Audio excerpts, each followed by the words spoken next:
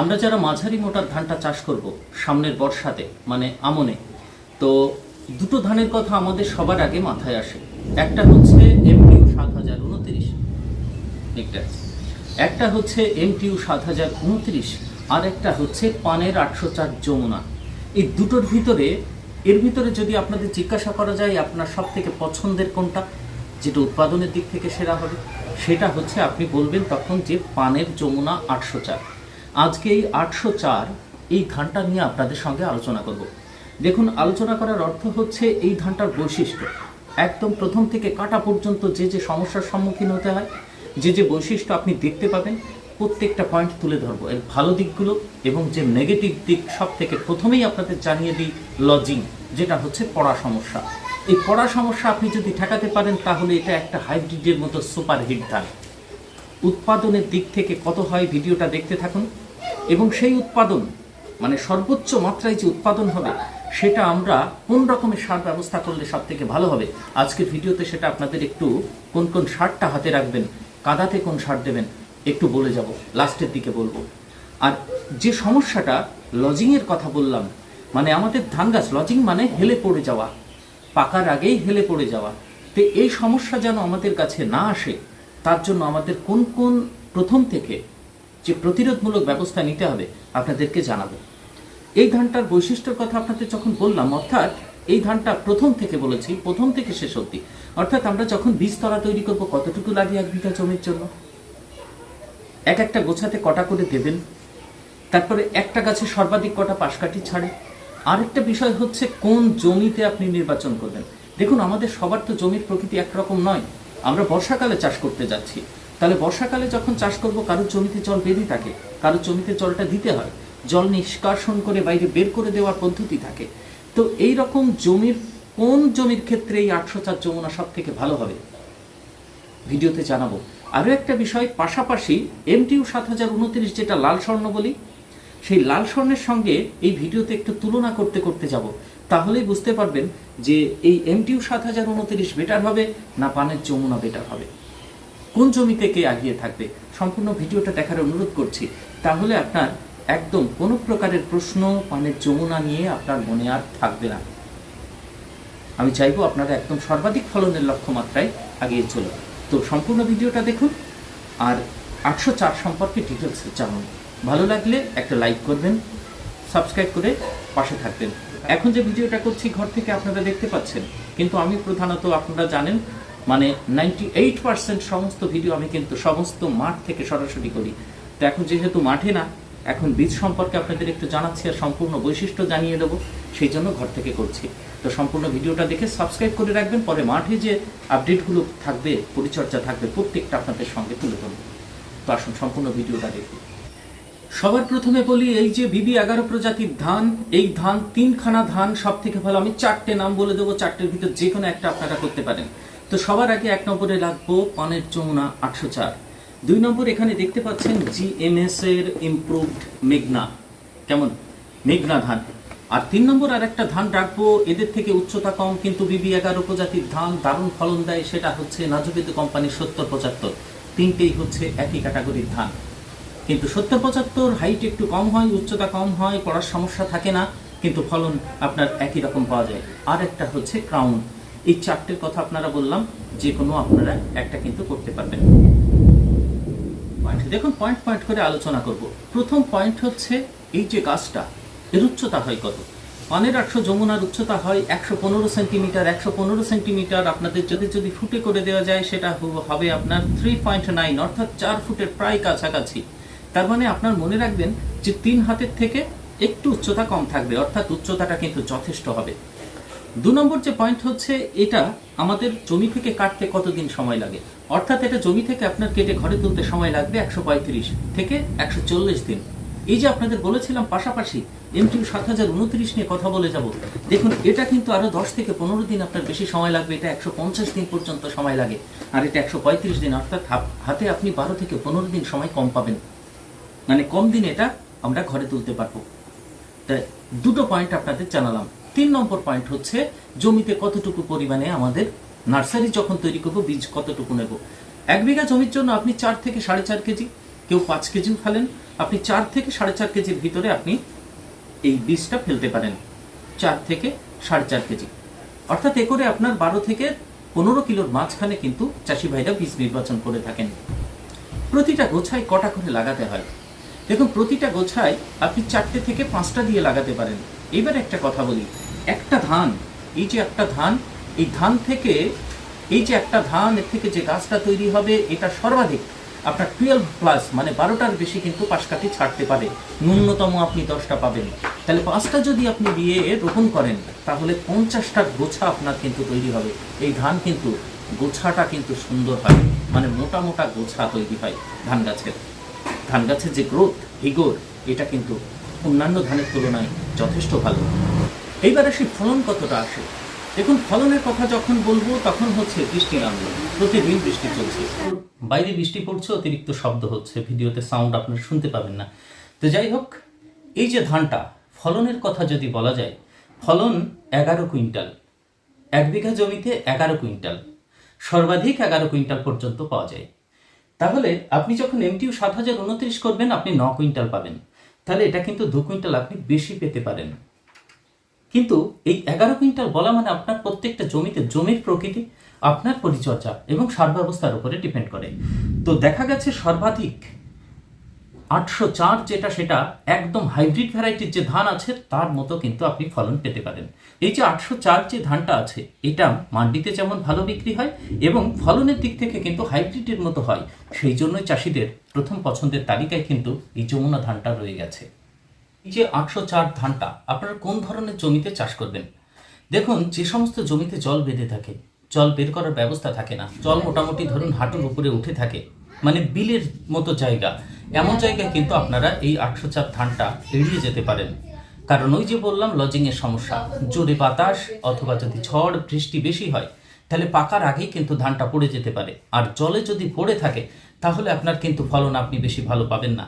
যেটা 11 কুইন্টাল ভাবছিলেন, সেটা কিন্তু 5-6 কুইন্টালে কিন্তু আটকে যেতে পারে, কারণ জলের উপরে ধানটা পড়বে, ঠিক না? তো সেই ক্ষেত্রে আপনারা যে লাল স্বর্ণ ধান, এটা কিন্তু করতে পারেন, যেটা MTU 7029, এটা করতে পারেন। আর একটু ডাঙা টাইপের জমি, যেখানে জল দিতে হয় মোটর থেকে বা শ্যালো মেশিন থেকে, জলটা আপনারা মানে বাইরে থেকে দেন, অথবা বৃষ্টির জল আসলে বার করার ব্যবস্থা থাকে, তেমন জমিতে আপনারা কিন্তু এই 804 ধানটা আপনারা করতে পারেন।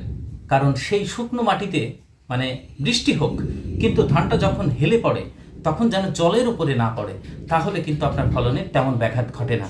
এই জন্য জল নিকাশি ব্যবস্থা ভালো জমিতেই আপনারা এই ধানটা চাষ করুন। এইবার বলি রোগ প্রতিরোধ ব্যবস্থা কোনটার ভালো। যে MTU 7029, সেটাতে কিন্তু আপনার বিএলবির আক্রমণ বেশি দেখা দেয়, তারপরে ব্লাস্ট যেটা আছে তার আক্রমণ বেশি দেখা দেয়। কিন্তু এই 804 যমুনাতে গত 4-5 বছর ধরে পর্যবেক্ষণ করে দেখা দিচ্ছে যে এর রোগ প্রতিরোধ ক্ষমতা কিন্তু যথেষ্ট।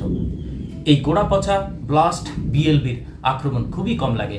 সামান্য আপনারা যে পরিচর্যাটা করেন, যে ওষুধটা আপনারা প্রয়োগ করেন, ফাঙ্গিসাইড অথবা কীটনাশক প্রয়োগ করেন, তাতেই কিন্তু একদম কম খরচে আপনি ধানটা ঘরে তুলতে পারেন। এইবার এসে আসল পয়েন্ট, যেটা বললাম আপনাদের পড়ে যাওয়ার সমস্যা। ধানটা কেন পড়ে? এটা কি আটকানো যায় না? যদি না পড়ে তাহলে তো খুব ভালো ব্যাপার। তাহলে এই ধানটা পড়ে কেন? দেখুন, প্রথম যে কারণটা, সেটা হচ্ছে আমাদের ইউরিয়া প্রয়োগ। আমরা যদি ইউরিয়া সারের ব্যবহার বেশি পরিমাণে করি, তাহলে কিন্তু ধানটা পড়বেই। এই জন্য বারবার বলি যে লাস্ট যে 3 নম্বর ইউরিয়া প্রয়োগ, সেটা আপনারা বিরত থাকবেন। ইউরিয়া যদি দিতেই হয়, 2 ভাগে ভাগ করে নেবেন, একটা কাদা আর একটা হচ্ছে চাপান, কিন্তু তারপরে গিয়ে আর ইউরিয়া প্রয়োগ করবেন না, তাহলে ধানটা কিন্তু পড়বে না।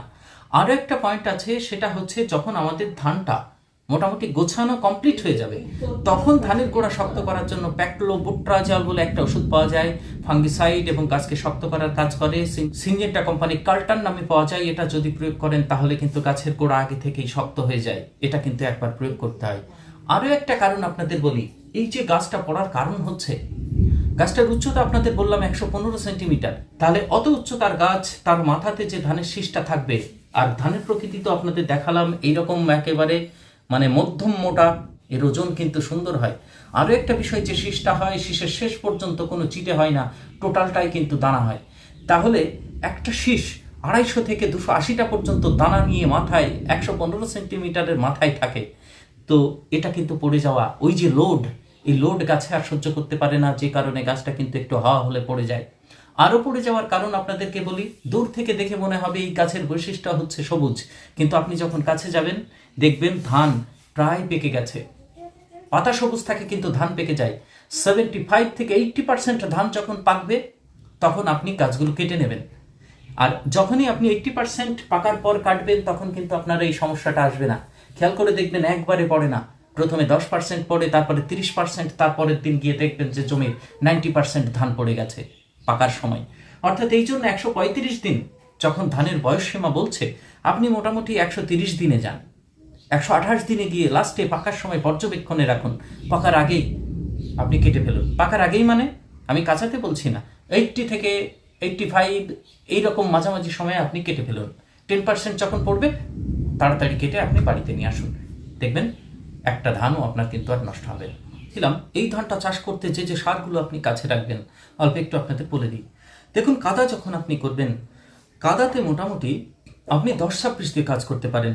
ওই যে বললাম ইউরিয়ার ব্যবহার আমাদের কমাতে হবে, তাহলে কাদাতে আপনি 10-26, 33 শতকে 15 কেজি প্রথমে আপনি দিয়ে দিতে পারেন।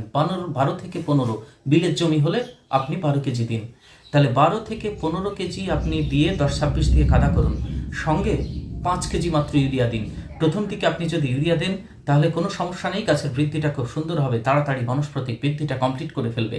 একদম ইউরিয়া বাদ দিয়ে তো আপনি চাষ করতে পারেন না, সেই জন্য প্রথম দিকে আপনি ইউরিয়া দিতে পারেন। তাহলে 10-26-15 কিলো আর সঙ্গে দিলেন 5 কেজি ইউরিয়া, কাদা করে ধানটা বসিয়ে দিন।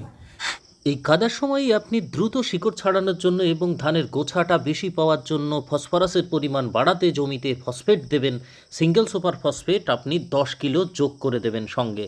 আর ছোট অবস্থায় যে নাইট্রোজেনটা দিচ্ছেন তাতে কিন্তু কোনো সমস্যা হওয়ার কথা না, গাছ তাড়াতাড়ি কিন্তু আপনার বাড়বে। 11 দিন পর্যন্ত অপেক্ষা করবেন, তারপরে যে সারগুলো দিতে হবে আপনাদের পরের ভিডিওতে তুলব। তো সেখানে আপনি যেটা হাতে রাখবেন বলে দিই, ইনজেক্টেবল একটা ওষুধ পাওয়া যায় 100 গ্রাম। হিউমিকের ওষুধে খরচ বেশি হয়, আর ইনজেক্ট আপনি ব্যবহার করলে 190 থেকে 200 টাকার ভিতরে 1 বিঘা জমিতে আপনার কভার হয়ে যাবে। তার ভিতরে হিউমিক পাবেন, ফালভিক পাবেন, আর পটাশিয়াম অক্সাইড পাবেন। তাহলে এটা দিলেন। আর একটা জিনিস, সেটা জিঙ্ক সালফেট কাছে রাখবেন, সালফার কাছে রাখবেন, ম্যাগনেসিয়াম সালফেট কাছে রাখবেন। সবগুলোর কিন্তু দাম কম। ম্যাগনেসিয়াম সালফেট 80 টাকা মতো কিলো নেয়। জিঙ্ক সালফেট ওটা 120 টাকা আছে, 110 টাকা আছে, 70 টাকা আছে, এর ভিতরেই সব কিন্তু আপনার থাকে।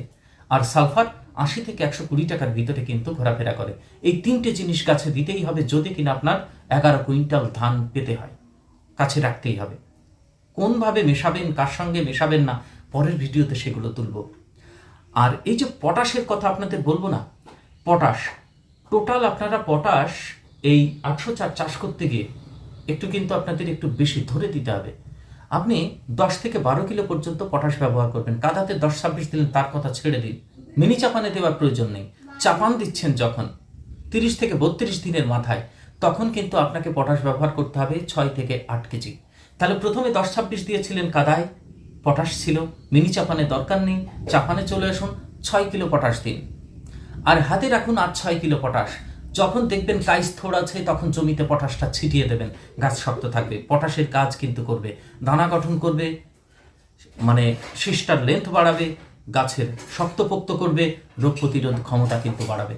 এই জন্য পটাশ আপনারা দুটো ভাগে ভাগ করে নিলেন। যখন 10-26 ব্যবহার করছেন তখন 6-6 ভাগ করে নিচ্ছেন। কিন্তু এই 6-6-12 আর 4-16 যখন আপনি 10-26 কাদাতে ব্যবহার করবেন না, যদি ডিএপি ব্যবহার করেন তাহলে কিন্তু আপনাকে 16 কেজি মোট পটাশ ব্যবহার করতে হবে। যদি ডিএপি দিয়ে চাষ করেন তাহলে ডিএপির সঙ্গে আপনাকে পটাশের কম্বিনেশন বানাতে হবে। তো সেই ক্ষেত্রে পটাশ আপনাকে 16 কেজি নিতে হবে।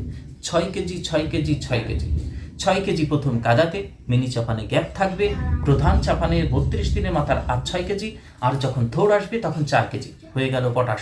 গাছ শক্ত থাকবে, শীষের লেন্থ বাড়াবে, দানা পুষ্ট করবে, রোগ প্রতিরোধ ক্ষমতা বাড়াবে। এই হচ্ছে পটাশের কাজ 804-এর ক্ষেত্রে।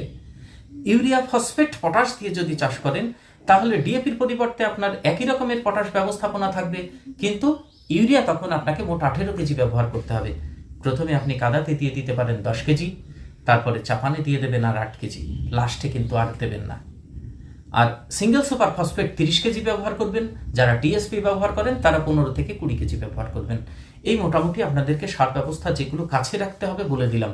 যখন কাদা করব সরাসরি আপনাদের মাঠ থেকে দেখাবো। সম্পূর্ণ ভিডিওটা দেখলেন তার জন্য অসংখ্য ধন্যবাদ। পরের ভিডিওতে আপনাদের সঙ্গে দেখা হবে। ভালো থাকবেন।